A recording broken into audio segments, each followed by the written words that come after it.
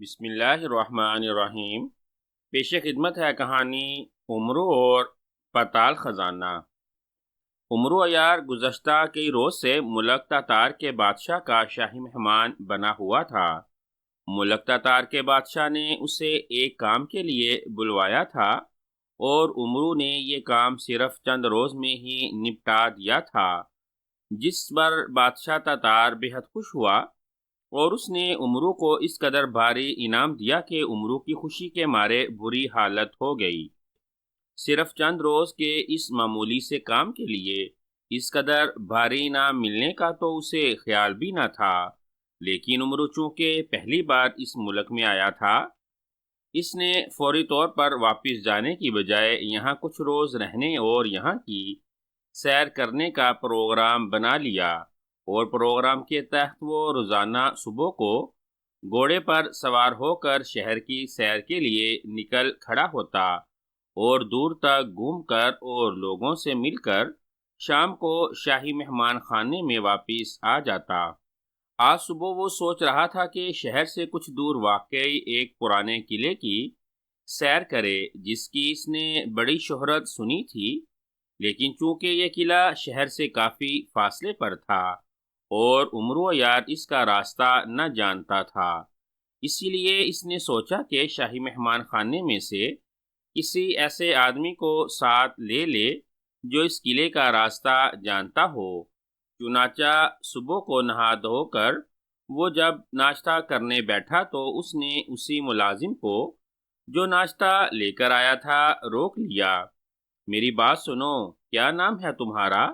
امرو عیار نے اسے روکتے ہوئے کہا۔ جناب، میرا نام کوجان ہے جناب، ملازم نے رک کر حیرت بھرے لہجے میں جواب دیتے ہوئے کہا، کیونکہ آج سے پہلے امرو عیار نے اسے کبھی نہ روکا تھا۔ کیا تم یہیں کے رہنے والے ہو؟ میرا مطلب ہے اسی شہر کے یا کسی اور علاقے سے آئے ہو؟ امرو نے پوچھا۔ جی، میں یہیں اسی شہر کا رہنے والا ہوں، میرے آبا و اجداد بھی یہیں کے رہنے والے ہیں، کوجان نے مودبانہ لہجے میں جواب دیتے ہوئے کہا۔ تو پھر تو تم اس پرانے قلعے کا راستہ جانتے ہوگے جسے چجان قلعہ کہا جاتا ہے، امرو عیار نے کہا تو ملازم کوجان بے اختیار چونک پڑا۔ اوہ، کہیں آپ نے چچان خزانے کے بارے میں تو نہیں سن لیا؟ کوجان نے کہا تو امرو بھی خزانے کی بات سن کر چونک پڑا۔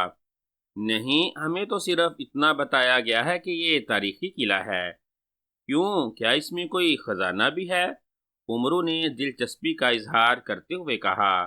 جی ہاں، یہ بات بے حد مشہور ہے کہ تاتار کے ایک قدیم بادشاہ نے 7 بادشاہوں کو شکست دے کر ان کا سارا خزانہ اس قلعے میں کسی خفیہ جگہ رکھ دیا تھا، اور کسی بہت بڑے جادوگر سے اس نے اس خزانے کو خفیہ رکھنے کے لیے طلسم تیار کرایا تھا تاکہ کوئی اور اس خزانے کو حاصل نہ کر سکے، لیکن پھر اچانک وہ بادشاہ سلامت خود ایک جنگ میں زہریلا تیر لگنے کی وجہ سے وفات پا گئے، اور ان کے علاوہ کسی کو بھی معلوم نہ تھا کہ 7 بادشاہوں کا خزانہ کہاں چھپایا گیا ہے، اور اس جادوگر کے قائم کردہ اس طلسم کا توڑ کیا ہے، اسی لیے کوئی بھی اس خزانے کے باوجود کوشش کے حاصل نہ کر سکا۔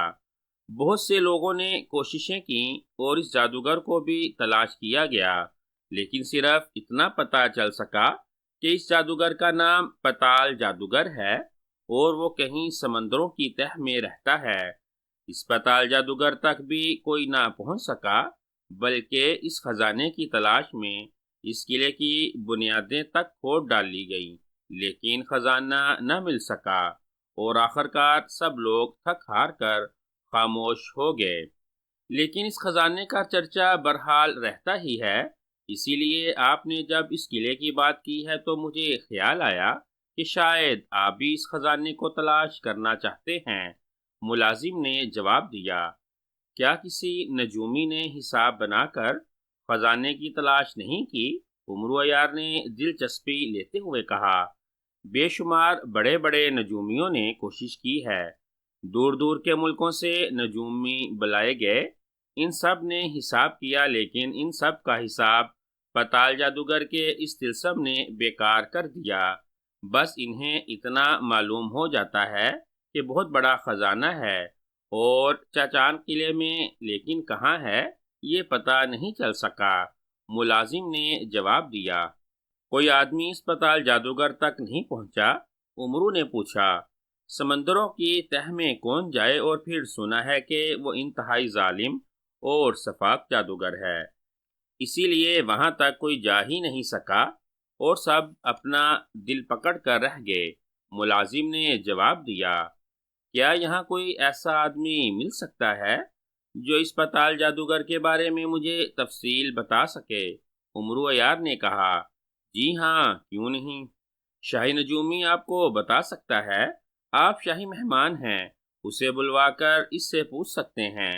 ملازم نے جواب دیا۔ ٹھیک ہے، جا کر شاہی نجومی کو لے آؤ، میں ناشتے کے بعد اس سے ملنا چاہتا ہوں۔ امرو عیار نے کہا، بہت اچھا جناب، ملازم نے جواب دیا اور تیزی سے واپس مڑ گیا۔ امرو عیار کا دل خوشی سے اچھل رہا تھا، اسے بیٹھے بٹھائے اتنے بڑے خزانے کا پتہ چل گیا تھا۔ اس کی تو ساری ہی عمر جادوگروں سے لڑتے گزری تھی، اسی لیے اسے یقین تھا کہ وہ اس پتال جادوگر تک پہنچ جائے گا اور پھر اسے مجبور کر کے اس سے اس طلسم کا توڑ پوچھ کر یہاں سے خزانہ نکال لے گا۔ چنانچہ اس نے جلدی جلدی ناشتہ کرنا شروع کر دیا۔ ناشتے سے فارغ ہو کر وہ اس بڑے کمرے میں آ گیا جسے ملاقات کا کمرہ کہا جاتا تھا۔ وہاں بیٹھ کر وہ بڑی شدت سے شاہی نجومی کا انتظار کرنے لگا اور تھوڑی دیر بعد شاہی نجومی وہاں پہنچ گیا۔ اس نے امرو عیار کو انتہائی ادب سے سلام کیا، کیونکہ اتنی بات وہ بھی جانتا تھا کہ اس وقت امرو بادشاہ تتار کا شاہی مہمان ہے، اسی لیے اس نے اسے ادب سے سلام کیا۔ شاہی نجومی، حساب لگا کر مجھے اس پتال جادوگر کے بارے میں تفصیل بتاؤ جس نے چجان بادشاہ کے خزانے کو اپنے طلسم سے چھپا رکھا ہے۔ امرو نے بے چین سے لہجے میں پوچھا، آپ اس کے متعلق کیا پوچھنا چاہتے ہیں؟ کیونکہ میں نے سینکڑوں دفعہ اس کے بارے میں حساب لگایا ہے، اسی لیے مجھے اس کے بارے میں سب کچھ زبانی یاد ہے۔ شاہی نجومی نے جواب دیا۔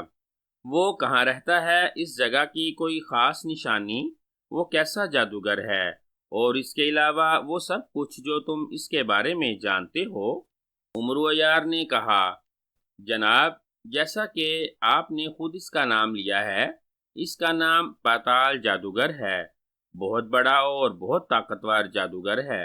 سرخ سمندر کی تہ میں اس کا سفید رنگ کا محل ہے، جہاں تک کوئی انسان تو انسان، کوئی مچھلی تک بھی نہیں پہنچ سکتی، کیونکہ وہ سمندر کی اس تہ میں رہتا ہے جسے پتال بھی کہا جاتا ہے، اسی لیے اسے پتال جادوگر بھی کہتے ہیں، جبکہ اس کا اصل نام بطورا جادوگر ہے۔ اس کے محل کی حفاظت 1000 طاقتور جادوگر ہر وقت کرتے رہتے ہیں۔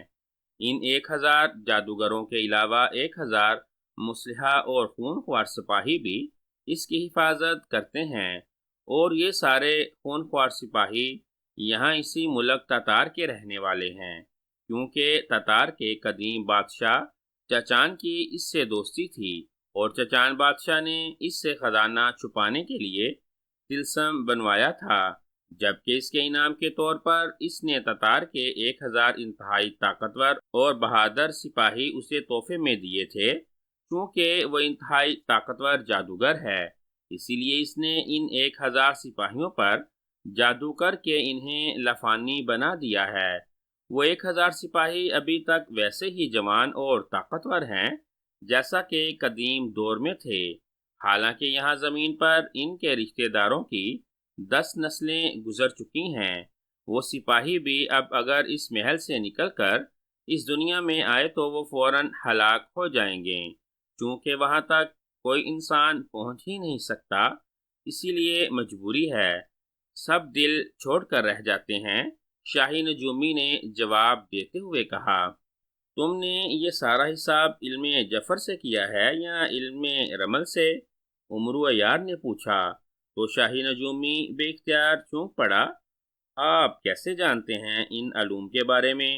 شاہی نجومی نے حیران ہو کر کہا، میں نے بھی یہ علوم کچھ سیکھے ہوئے ہیں، لیکن ان کے لیے جس تیز یادداشت کی ضرورت ہوتی ہے، میری یادداشت چونکہ اتنی تیز نہیں ہے، اسی لیے میں نے مزید کوشش نہ کی۔ عمر یار نے مسکراتے ہوئے جواب دیا، جناب، میں نے علم رمل سے یہ حساب لگایا ہے، کیونکہ جادوگری کے بارے میں علم رمل کا حساب درست رہتا ہے۔ شاہی نجومی نے جواب دیتے ہوئے کہا، اس خزانے کے بارے میں حساب لگایا ہے؟ عمرو نے پوچھا۔ جی ہاں، لیکن پتال جادوگر کے طلسم کی وجہ سے اس کا پتہ نہیں چل سکتا، شاہی نجومی نے جواب دیتے ہوئے کہا۔ تم علم جفر سے اس بات کا حساب لگاؤ کہ کیا خزانہ یہاں قلعے میں موجود بھی ہے یا نہیں۔ ہو سکتا ہے کہ چجان بادشاہ کی وفات کے بعد اس پتال جادوگر نے یہ خزانہ یہاں سے نکال کر اپنے محل میں رکھ لیا ہو، عمرو نے کہا۔ او ہاں، اس بات کا تو آج تک کسی کو خیال ہی نہیں آیا تھا، میں ابھی حساب لگاتا ہوں، شاہی نجومی نے کہا، اور اس کے ساتھ ہی اس نے ہاتھ میں پکڑے ہوئے تھیلے میں سے ایک سلیٹ نکالی اور پھر جیب میں سے اس نے چاک نکال کر سلیٹ پر حساب کتاب لگانا شروع کر دیا۔ کئی بار اس نے سلیٹ کو بھرا، مٹایا اور پھر بھرا، آخر کار اس نے ایک طویل سانس لے کر سلیٹ رکھ دی۔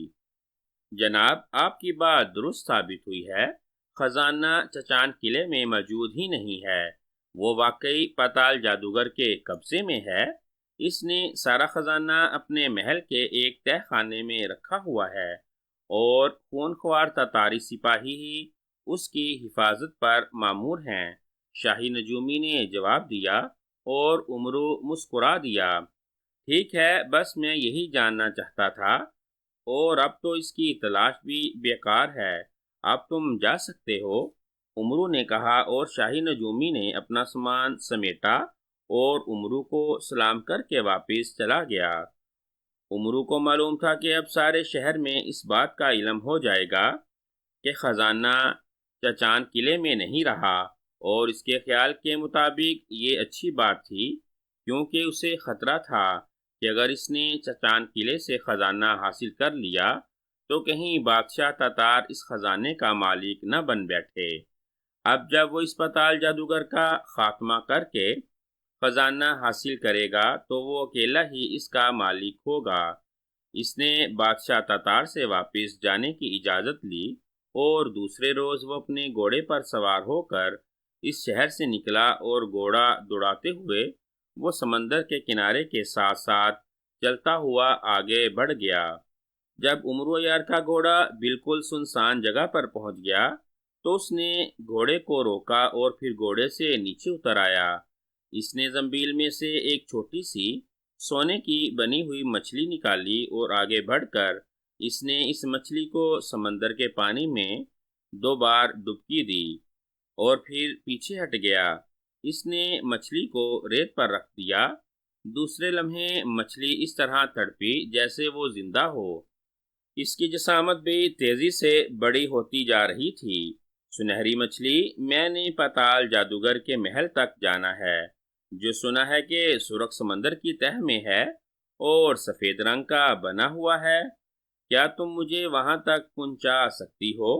عمرو نے مچھلی سے مخاطب ہو کر کہا، ہاں عمرو یار، میں وہاں تک تمہیں پہنچا سکتی ہوں، صرف میں ہی وہاں تک جا سکتی ہوں اور کوئی نہیں جا سکتا، تم مجھے سمندر میں ڈال دو، میں بڑی ہو جاؤں گی اور پھر میں اپنا منہ کھولوں گی تو تم میرے پیٹ میں اتر جانا، وہاں تمہیں کوئی تکلیف نہ ہوگی اور تم محفوظ رہو گے۔ مچھلی کے منہ سے انسانی آواز نکلی، اور عمرو نے اس بات میں سر ہلاتے ہوئے اس مچھلی کو پکڑ لیا، جو اب پھر پہلے کی طرح ساکت ہو چکی تھی۔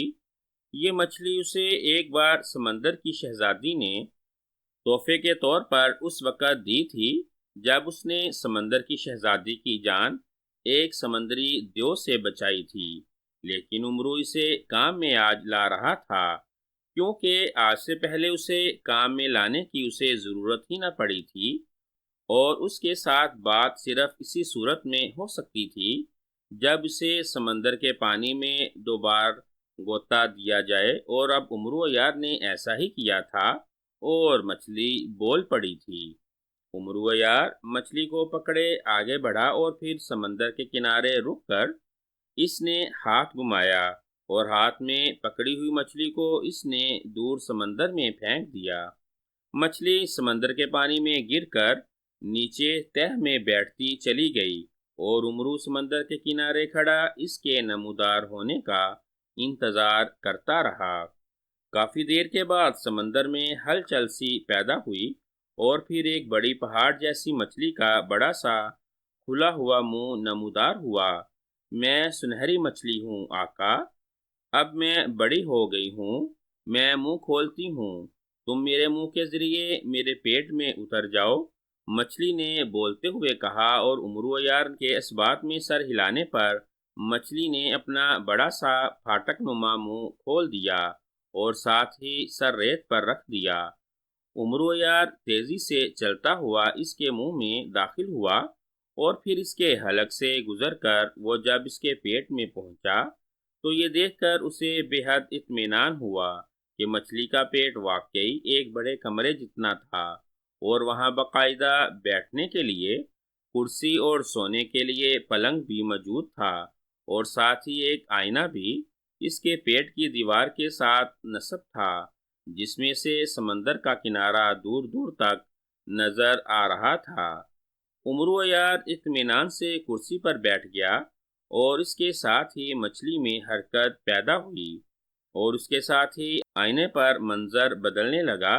یہ شیشہ نہ تھا کہ جس سے باہر کا منظر نظر آتا، بلکہ یہ آئینہ تھا جس میں شاید کسی طلسم کی وجہ سے باقاعدہ سمندر کا منظر نیچے گہرائی تک اس طرح نظر آ رہا تھا جیسے یہ منظر مچھلی دیکھ رہی ہو، اور عمرو یار سمجھ گیا کہ مچھلی کی آنکھوں میں یہ طلسم موجود ہے، اور جو کچھ یہ مچھلی دیکھ رہی ہے وہی کچھ اس آئینے میں بھی نظر آ رہا ہے۔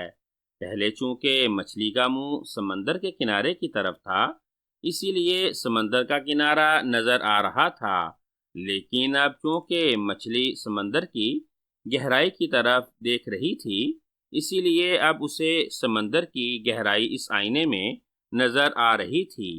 عمرو اطمینان سے بیٹھا آئینے میں سمندر کا نظارہ کرتا رہا۔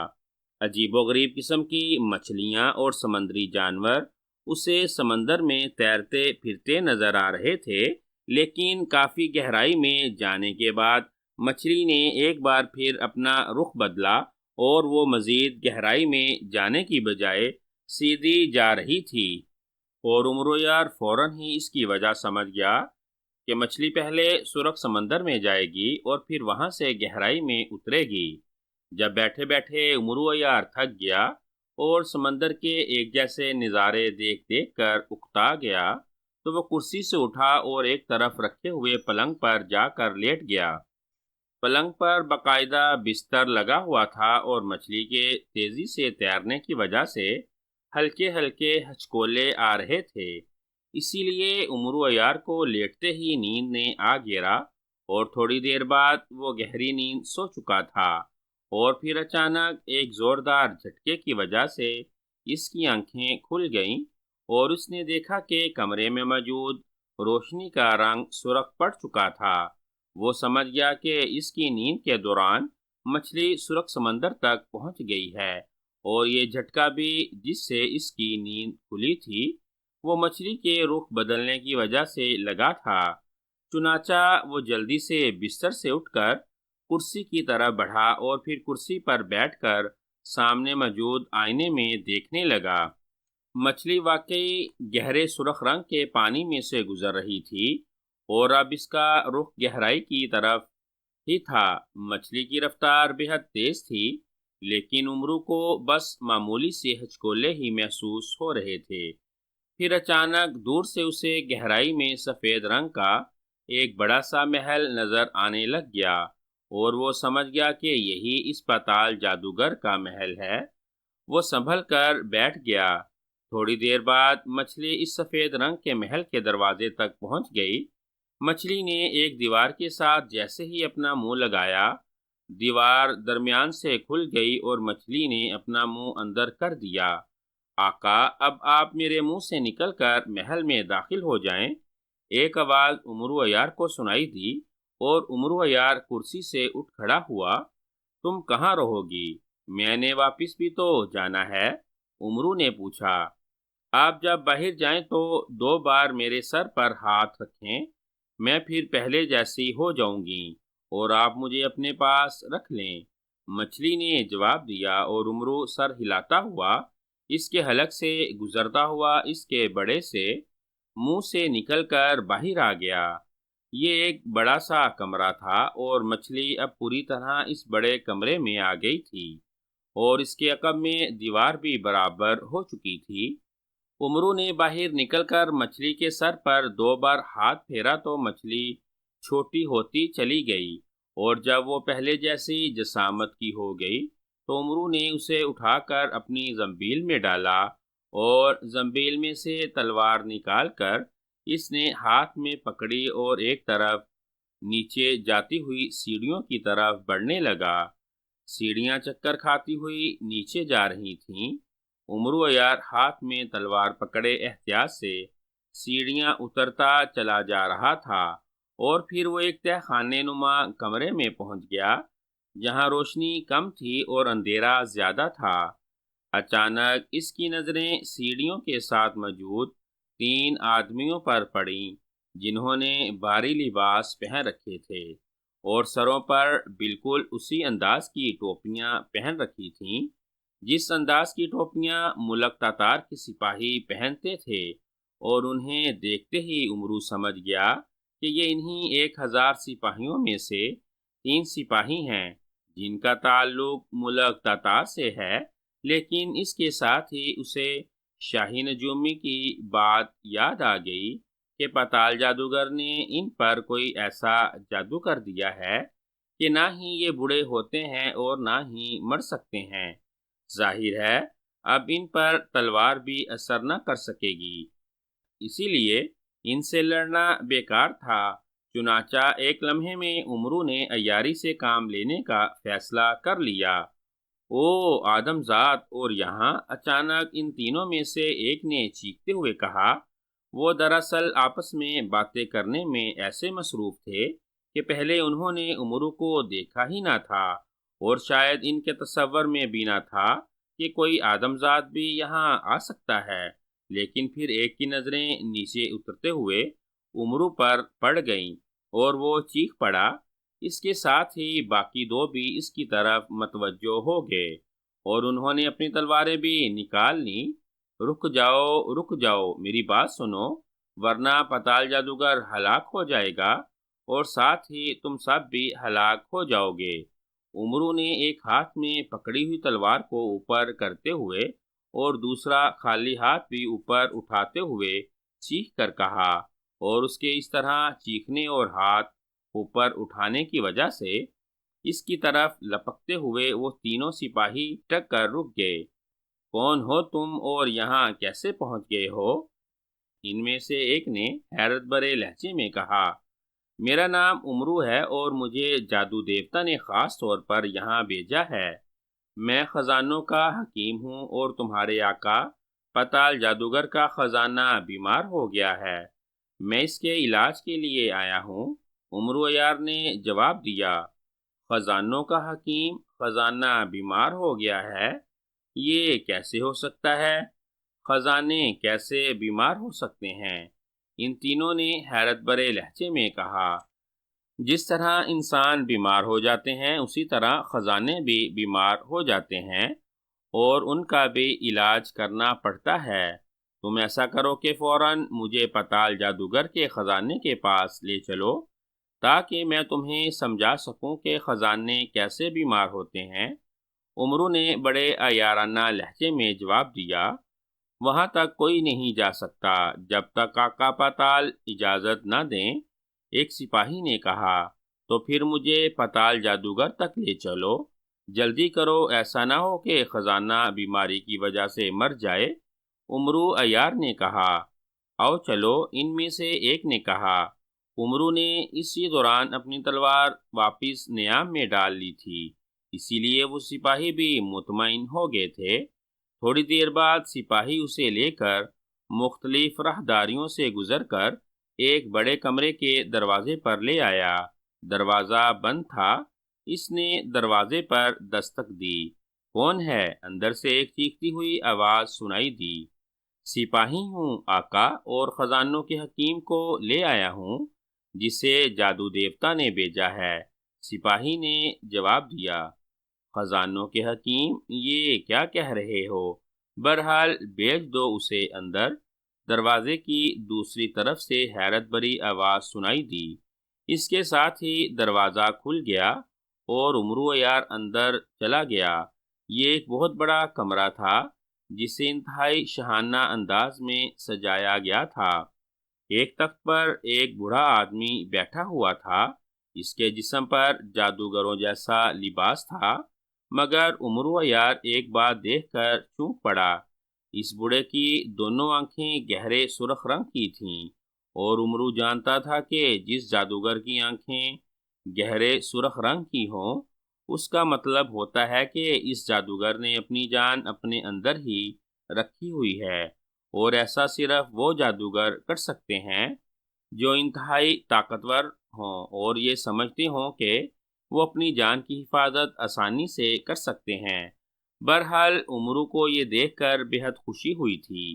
اس طرح وہ اس چیز کی تلاش سے بچ گیا تھا جس میں جادوگر کی جان ہوتی ہے۔ اس نے آگے بڑھ کر اس بوڑھے کو اس طرح سلام کیا جیسے یہ بوڑھا جادوگر بادشاہ ہو۔ کون ہو تم اور یہاں تک کیسے آگے ہو؟ بوڑھے نے انتہائی حیرت بھرے لہجے میں کہا، جادوگروں کے بادشاہ، میرا نام عمرو ہے۔ مجھے یہاں جادو دیوتا نے بھیجا ہے، کیونکہ جادو دیوتا آپ پر بے حد مہربان ہیں۔ میں خزانوں کا حکیم ہوں، اور آپ کا خزانہ بیمار ہو چکا ہے۔ اگر آپ نے اس کا فوری علاج نہ کرایا تو اس کی بیماری کی وجہ سے اس میں سے ایسے اثرات نکل سکتے ہیں جس کا اثر آپ کے جادو پر بھی پڑ سکتا ہے اور آپ ہلاک ہو سکتے ہیں۔ عمرو عیار نے بڑے خوش آمدانہ لہجے میں کہا، یہ کیسے ہو سکتا ہے کہ خزانہ بیمار پڑ جائے؟ کیا وہ انسان ہے؟ پتال جادوگر نے حیران ہو کر کہا، آپ میرے ساتھ چلیں، میں آپ کو دکھاتا ہوں کہ خزانے کس طرح بیمار ہوتے ہیں۔ لیکن جلدی کریں، وہ بے حد بیمار ہیں اور ان میں سے ایسے اثرات نکلنے ہی والے ہیں جن سے آپ کا جادو ختم ہو سکتا ہے۔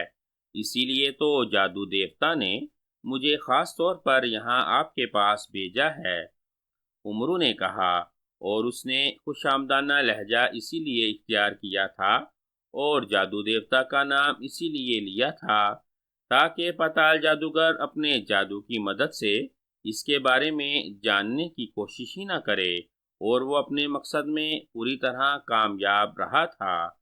تمہیں واقعی جادو دیوتا نے ہی بھیجا ہوگا، ورنہ یہاں تک کوئی آدمزاد پہنچ ہی نہیں سکتا۔ لیکن خزانے کیسے بیمار ہوتے ہیں، یہ بات میری سمجھ میں نہیں آئی۔ بہرحال آؤ میرے ساتھ، میں تمہیں اپنے خزانے دکھاتا ہوں، پتال جادوگر نے کہا، اور تخت سے اٹھ کر کھڑا ہو گیا۔ تھوڑی دیر بعد وہ عمرو عیار کو ساتھ لیے مختلف راہداریوں سے گزر کر ایک وسیع و عریض تہہ خانے میں پہنچ گئے۔ یہاں 100 بڑے بڑے صندوق پڑے ہوئے تھے، اور یہ سارے صندوق انتہائی قیمتی ہیرے جواہرات سے بھرے ہوئے تھے۔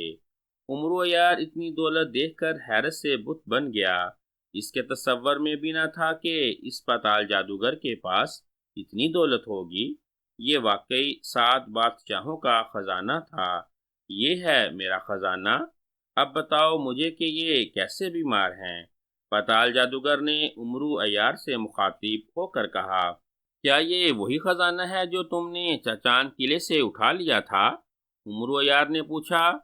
ہاں، یہ وہی خزانہ ہے، لیکن تمہیں کیسے معلوم ہوا؟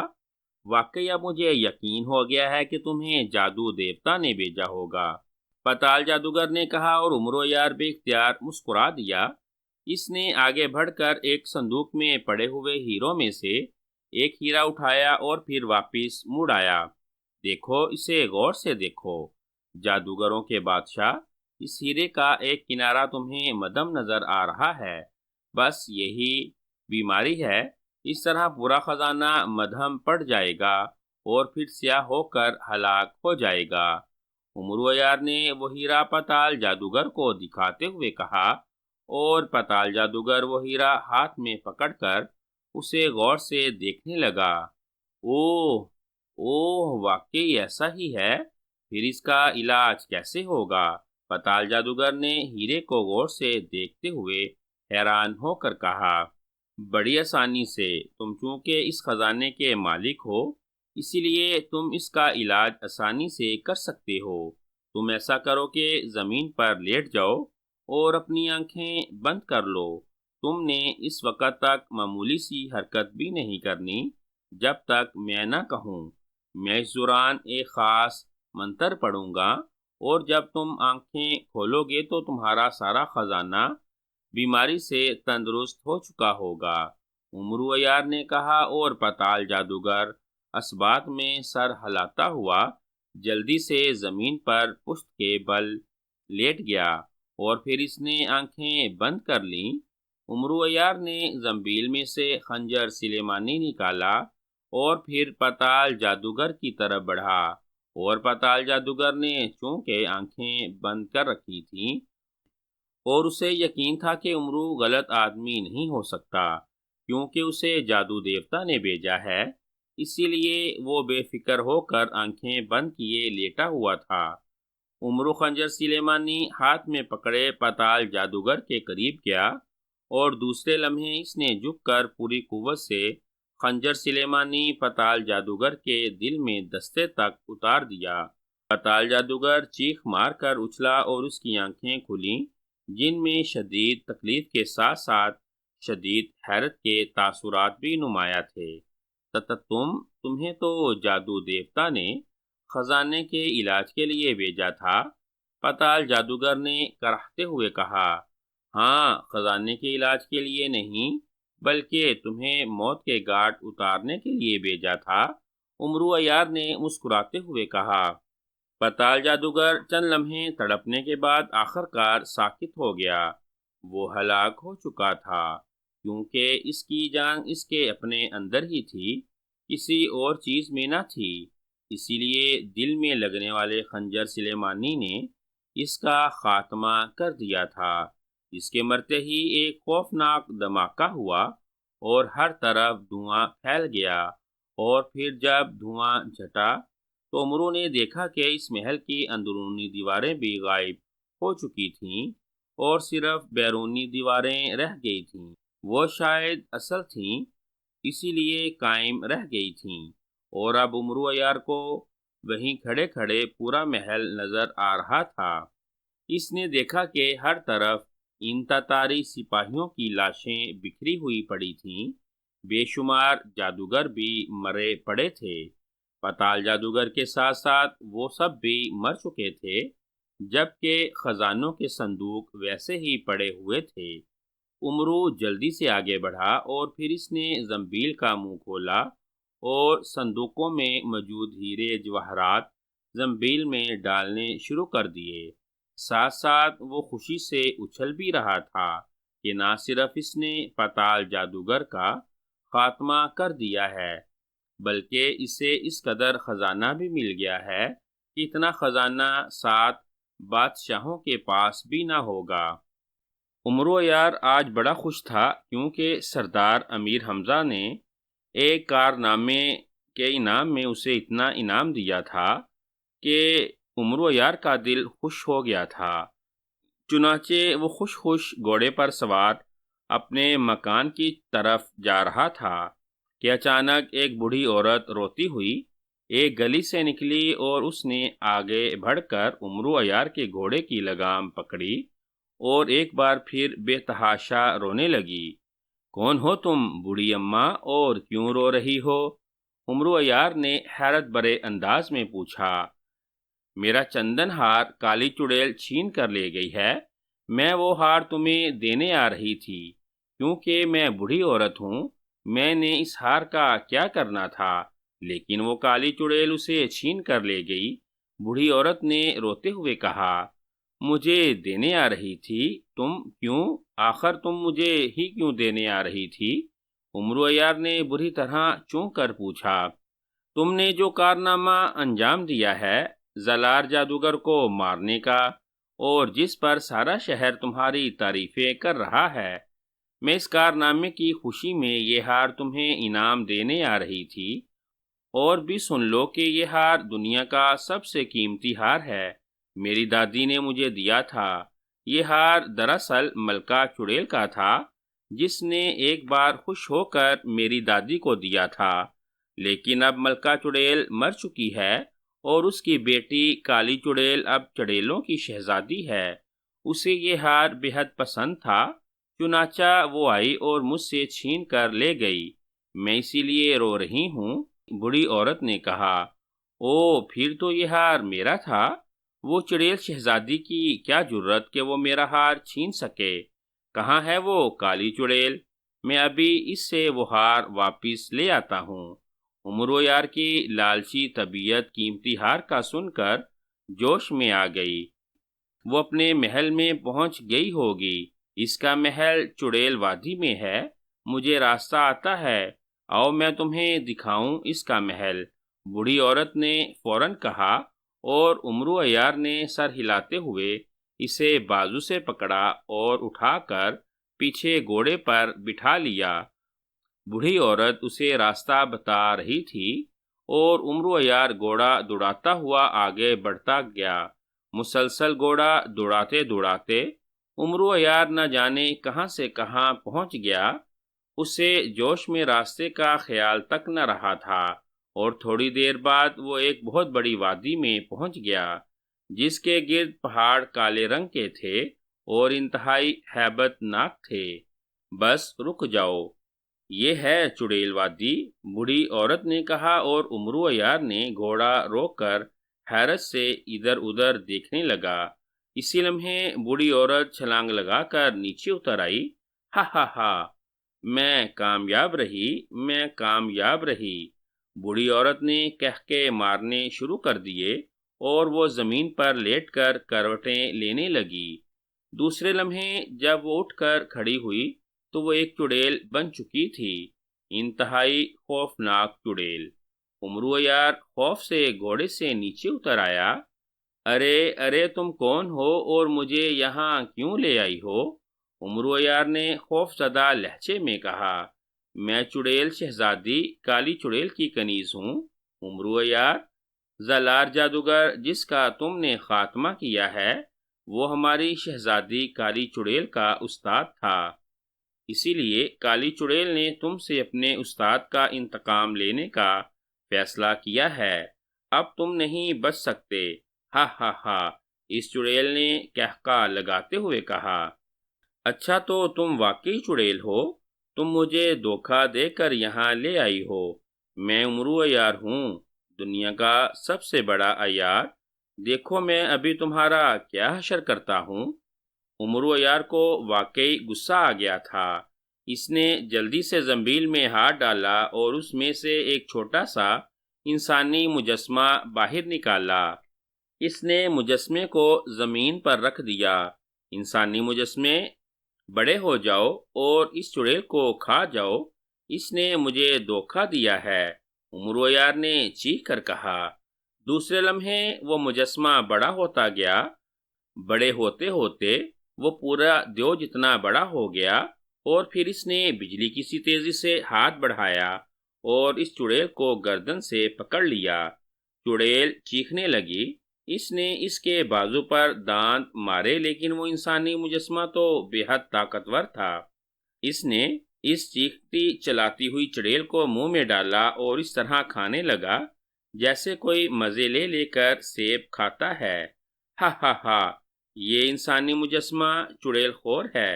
ہا ہا ہا، اب یہ سب چڑیلوں کو کھا جائے گا، امرو عیار نے قہقہ لگاتے ہوئے کہا۔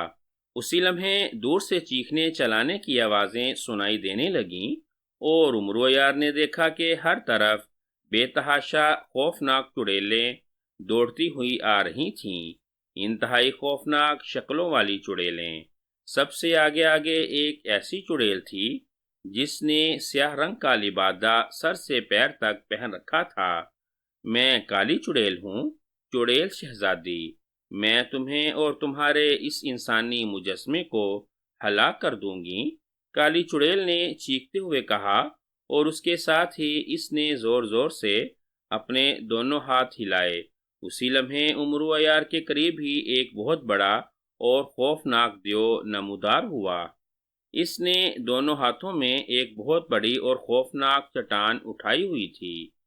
پھر اس سے پہلے کہ عمرو یار سنبھلتا، وہ دیو چٹان اٹھائے بھاگتا ہوا عمرو یار اور انسانی مجسمے کی طرف بڑھا۔ عمرو یار نے اس سے بچنے کی کوشش کی، لیکن اس کے ایک طرف ہٹنے سے ہی دیو نے لات گمائی اور عمرو یار چیختا ہوا نیچے گرا اور دیو اس کے اوپر سے گزرتا ہوا آگے بڑھا۔ عمرو یار کا جسم اس کی ٹانگوں میں آ چکا تھا۔ دیو کو ٹھوکر لگی تو وہ عمرو یار پر ہی گر گیا۔ اس کی ایک پہاڑ جیسی ٹانگ تو عمرو یار کے ایک بازو پر اور دوسری ٹانگ اس کے سینے پر پڑی، اور عمرو یار کے حلق سے چیخیں نکلنے لگیں۔ اسے یوں محسوس ہوا جیسے اس کی ہڈیاں ہی ٹوٹ گئی ہوں۔ ٹھوکر لگنے سے دیو کے ہاتھ سے چٹان نکل کر سامنے کھڑے انسانی مجسمے سے جا کر پوری قوت سے ٹکرائی اور انسانی مجسمہ ٹکڑے ٹکڑے ہو کر گر گیا۔ اپنے جسم پر دیو کے بے پناہ دباؤ سے عمرو یار کا دم گھٹ گیا اور اس کے دماغ پر اندھیرا سا چھا گیا۔ پھر جب اس کی آنکھیں کھلی تو اس نے دیکھا کہ وہ ایک سیاہ رنگ کے بڑے سے کمرے کے فرش پر پڑا ہوا تھا۔ اس کا جسم رسیوں سے بندھا ہوا تھا اور سامنے ایک تخت کے اوپر وہی کالی چڑیل بیٹھی ہوئی انسانی خون سے بھرا پیالہ پی رہی تھی، جبکہ اس کے پیچھے عجیب و غریب اور ہیبت ناک چڑیلیں کھڑی تھیں۔ تمہیں ہوش آ گیا عمرو یار، تمہارا انسانی مجسمہ تو ٹوٹ پھوٹ گیا، اب تم بندھے ہوئے پڑے ہو اور تمہاری زنبیل بھی ہمارے قبضے میں ہے، اب بولو تمہیں کیا سزا دی جائے؟ کالی چڑیل نے خوفناک آواز میں کہا۔ اس کے باہر نکلے ہوئے بڑے دانتوں سے انسانی خون ٹپک رہا تھا، جس کی وجہ سے اس کی شکل اور بھی زیادہ خوفناک ہو گئی تھی۔ عمرو یار نے فوراً ہی سوچ لیا کہ یہاں اسے اب عیاری سے کام لینا پڑے گا، ورنہ یہ چڑیلیں تو اسے واقعی کھا جائیں گی۔ ہائے ہائے چڑیل شہزادی، میں تو پہلے ہی مر چکا ہوں، تمہارے اس خوفناک دیو نے تو میری تمام ہڈیاں توڑ دی ہیں، عمرو یار نے کراہتے ہوئے کہا، حالانکہ اسے ذرا برابر بھی تکلیف محسوس نہ ہو رہی تھی۔ نہیں، تم زنبیل کی وجہ سے بچ گئے ہو، اور دیو کا وزن آ جانے کے باوجود تمہارا کچھ نہیں بگڑا، کیونکہ جیسے ہی تم گرے تمہاری زنبیل میں سے سرخ رنگ نکلا اور دیو کے گرنے سے پہلے تمہارے لباس پر پھیل گیا۔ اس طرح دیو کا وزن تمہارا کچھ بھی نہ بگاڑ سکا، بلکہ وہ دیو ہی جل کر راکھ ہو گیا، البتہ تم بے ہوش ہو گئے۔ اس طرح ہم نے تم پر قابو پا لیا، کالی چڑیل نے جواب دیا، اور اب عمرو یار نے دیکھا کہ واقعی اس کا لباس سرخ ہو رہا تھا۔ اسے یاد آ گیا کہ اس کے تھیلے میں ایک شیشی تھی جس میں سرخ رنگ تھا۔ اس رنگ کی خاصیت تھی کہ اگر اسے لباس پر چھڑک لیا جاتا تو جس نے وہ لباس پہن رکھا ہوتا اس پر کوئی چیز اثر نہ کرتی تھی، بلکہ جو چیز اس سے ٹکراتی وہ جل کر راکھ ہو جاتی۔ شاید گرنے کی وجہ سے اس شیشی کا ڈھکنا کھل گیا تھا اور یہ سرخ رنگ اس کے لباس پر پھیل گیا۔ اس طرح عمرو یار دیو کے نیچے آ کر کچل جانے سے بچ گیا، لیکن اس سرخ رنگ کا اثر صرف تھوڑی دیر تک باقی رہتا تھا۔ البتہ رنگ تو باقی رہ جاتا، لیکن اس کا اثر غائب ہو جاتا تھا۔ یہی وجہ تھی کہ اب وہ رسیوں سے بندھا پڑا تھا، ورنہ تو رسی بھی لباس کے لگتے ہی جل کر راکھ ہو جاتی۔ عمرو عیار نے پہلے دل ہی دل میں خدا کا شکر ادا کیا کہ شیشی کھل جانے کی وجہ سے وہ بچ گیا، ورنہ تو اس دیو کا وزن پورے پہاڑ جتنا تھا، عمرو عیار کی ایک ہڈی بھی سلامت نہ بچتی۔ لیکن اب کیا کیا جائے؟ وہ یہ سوچ رہا تھا کہ اب کون سی ایسی عیاری کی جائے جس سے اس کی جان بھی بچ جائے اور وہ ان چڑیلوں کا خاتمہ کر کے یہاں سے نکل جانے میں کامیاب ہو جائے۔ بولو عمرو یار، تمہیں کیا سزا دی جائے؟ میرا تو خیال ہے کہ میں ساری چڑیلوں کو حکم دے دوں اور وہ سب تم پر جھپٹ پڑیں اور تمہیں کچا چبا کر کھا جائیں۔ تم نے میرے استاد زلار جادوگر کو قتل کیا ہے۔ چڑیل شہزادی، مجھے معلوم نہ تھا کہ زلار جادوگر تمہارا استاد ہے، ورنہ میں اسے کبھی ہلاک نہ کرتا۔ اور سنو، اگر تم مجھے چھوڑ دو تو میں تمہیں ایک ایسا تحفہ دوں گا کہ تم چڑیلوں کی شہزادی ہونے کے ساتھ ساتھ پرستان کی ملکہ بھی بن جاؤ گی۔ عمرو عیار نے فوراً ہی عیاری سے کام لیتے ہوئے کہا، پرستان کا بادشاہ بہت بوڑھا ہے اور جلد ہی مرنے والا ہے، اسی لیے اس کے مرتے ہی پرستان کا شہزادہ جاگوش پرستان کا بادشاہ بن جائے گا، اور پرستان کی تمام پریوں کی خواہش ہے کہ پرستان کا شہزادہ جاگوشن ان سے شادی کر لے تاکہ وہ پرستان کی ملکہ بن جائے۔ لیکن پرستان کے شہزادے نے اعلان کیا ہوا ہے کہ وہ صرف اس سے شادی کرے گا جس کے پاس 7 کونوں والے ہیروں کا ہار ہوگا، کیونکہ کسی بہت بڑے نجومی نے پرستان کے شہزادے کو بتایا ہے کہ اگر اس نے جوانی میں 7 کونوں والے ہیروں کا ہار حاصل نہ کر لیا تو پھر وہ جوانی میں ہی مر جائے گا۔ اور نجومی نے اسے بتایا کہ 7 کونوں والے ہیروں کا ہار ایک عورت کے پاس ہونا چاہیے، اسی لیے پرستان کے شہزادے نے یہ اعلان کر رکھا ہے کہ چاہے وہ عورت چڑیل کیوں ہی نہ ہو۔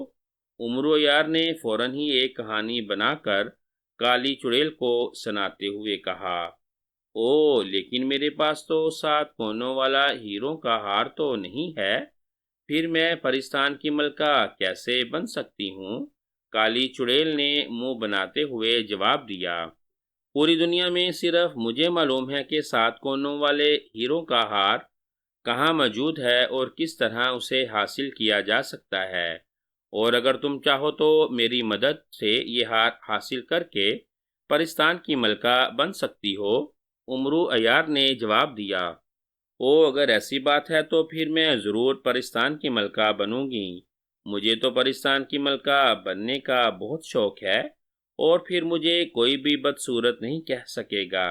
کالی چڑیل نے کہا، تو میں کب کہہ رہا ہوں کہ تم نہیں بن سکتی، لیکن یہ صرف اسی صورت میں ہو سکتا ہے جب میں تمہاری مدد کروں گا۔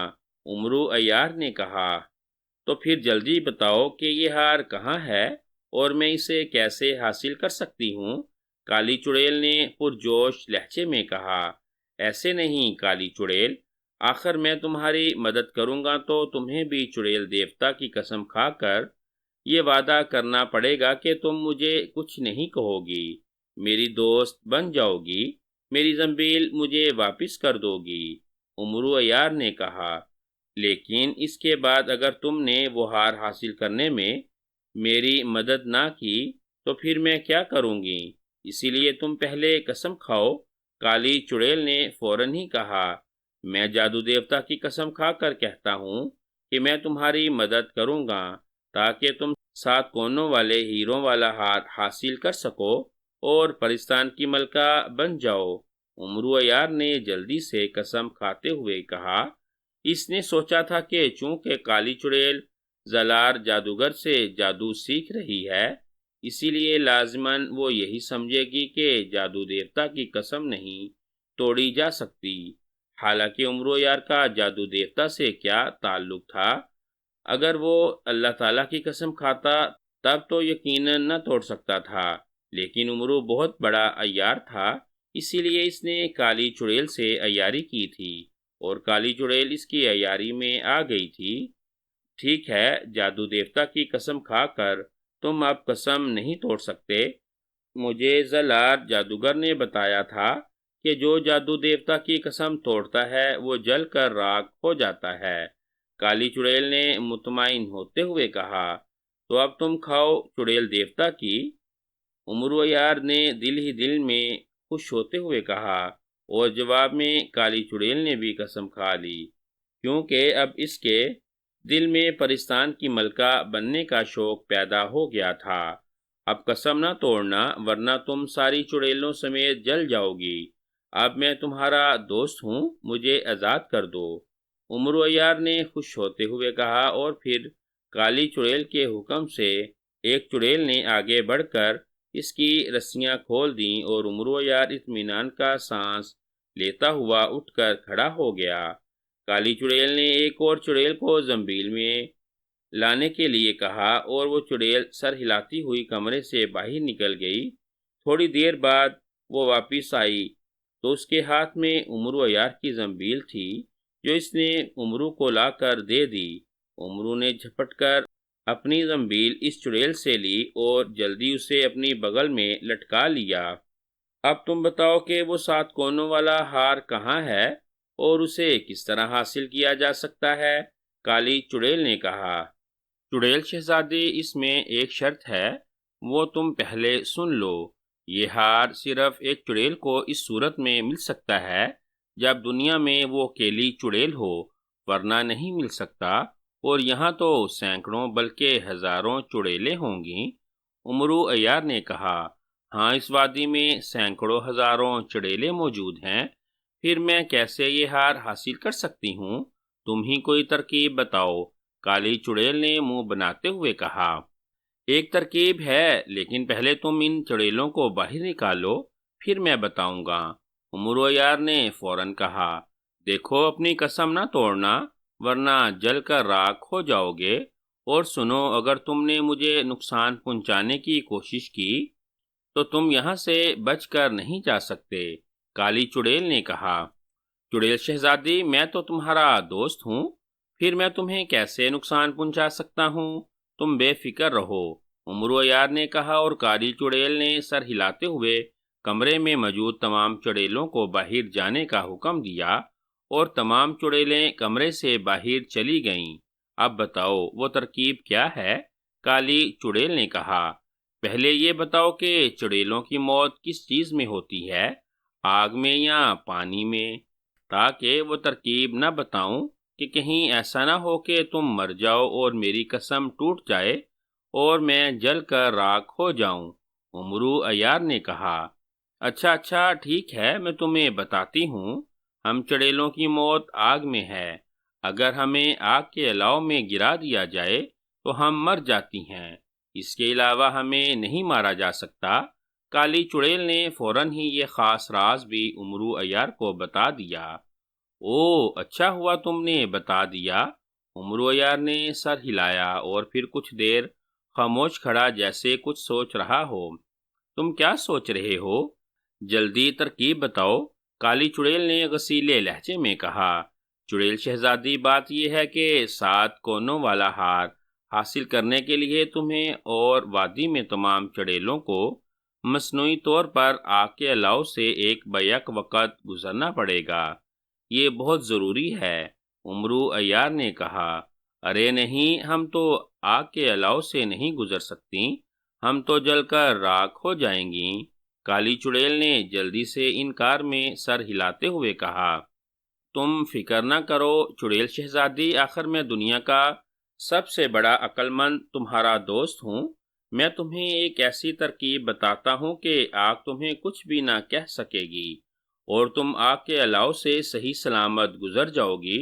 امرو عیار نے کہا، کیسی ترکیب پہلے بتاؤ، اگر میری تسلی ہوگی تو میں آگ کے الاؤ میں داخل ہوں گی، ورنہ نہیں، کیونکہ آگ ہماری دشمن ہے اور میں نہیں چاہتی کہ پریستان کی ملکہ بننے کے لالچ میں ہلاک ہو جاؤں۔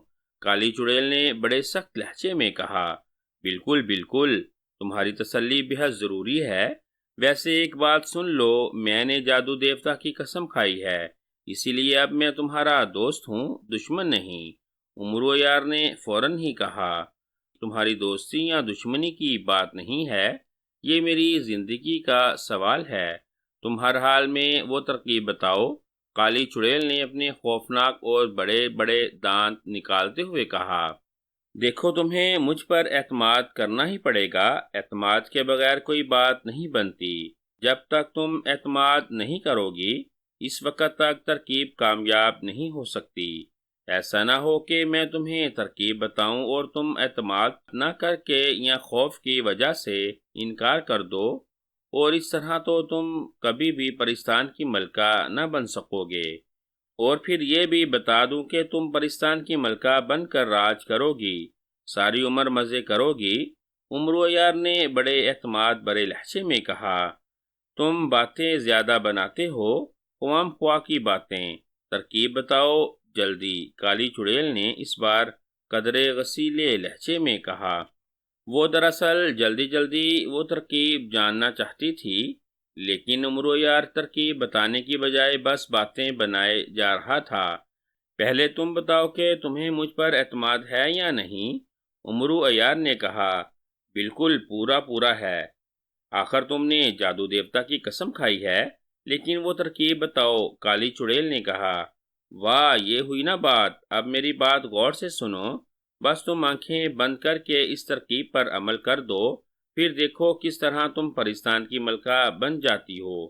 امرو عیار نے کہا، اور وہ دراصل کالی چڑیل پر پورا اعتماد جمانا چاہتا تھا، کیونکہ جو ترکیب اس کے ذہن میں تھی، اسے خطرہ تھا کہ کہیں کالی چڑیل انکار نہ کر دے۔ تم ترکیب جلدی بتاؤ۔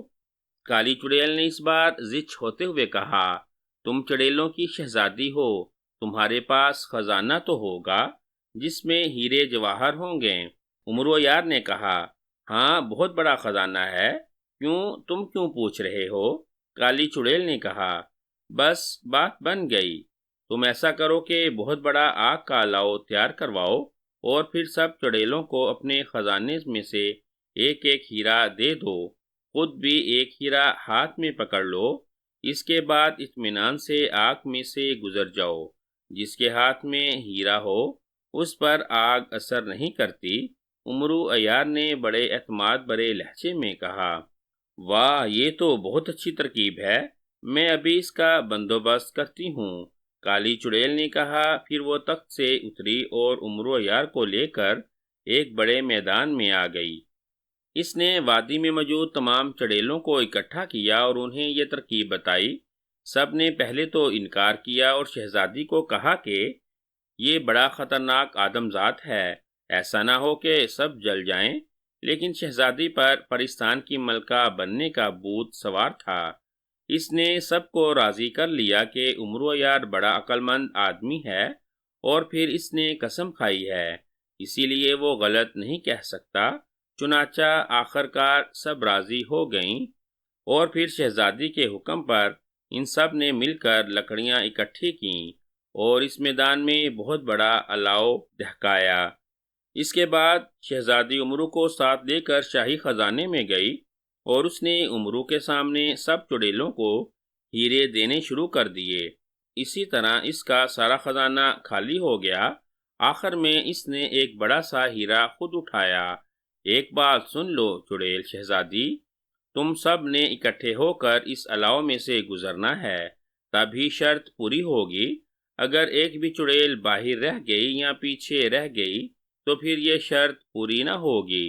امرو نے اسے سمجھاتے ہوئے کہا، ٹھیک ہے، میں یہ شرط ضرور پوری کروں گی۔ چنانچہ اس نے سب چڑیلوں کو کہہ دیا کہ کوئی پیچھے نہ رہ جائے، اور وہ اس الاؤ کی طرف چل پڑی۔ امرو عیار خاموشی سے ایک طرف کھڑا ہو گیا، جبکہ سب چڑیلیں، جن کی تعداد ہزاروں میں تھی، ایک جگہ اکٹھی ہوئیں۔ شہزادی نے تسلی کر لی کہ کوئی چڑیل باقی نہ رہ گئی ہو، اور پھر ہیرے جواہرات اٹھائے اکٹھے الاؤ کی طرف چل پڑیں، اور امرو عیار کے ہونٹوں پر فاتحانہ مسکراہٹ رینگنے لگیں۔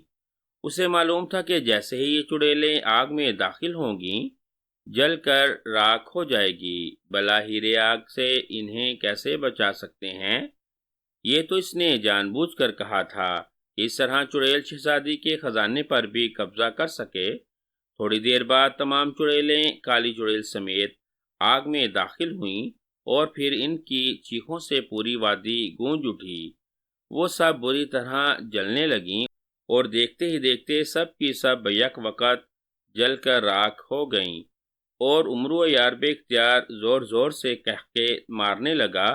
اس کی ترکیب کامیاب ہو گئی تھی، وہ کالی چڑیل سمیت وادی کی ہزاروں چڑیلوں کو ہلاک کر دینے میں کامیاب ہو گیا تھا۔ اب اسے الاؤ بجھنے کا انتظار تھا، کیونکہ اسے معلوم تھا کہ خزانے کے سارے ہیرے الاؤ میں پڑے ہوں گے، کیونکہ ہیروں پر آگ اثر نہیں کرتی۔ اور پھر وہی ہوا، جب آگ ٹھنڈی ہو گئی تو عمرو عیار راکھ کے ڈھیر میں گھس گیا، اور اس نے مسلسل محنت کر کے ایک ایک ہیرا اٹھا کر اپنی زنبیل میں ڈالا، اور پھر خوشی سے قہقہے لگاتا واپس اپنے گھر کی طرف چل پڑا۔ وہ واقعی دنیا کا سب سے بڑا عیار تھا، عیار الزماں۔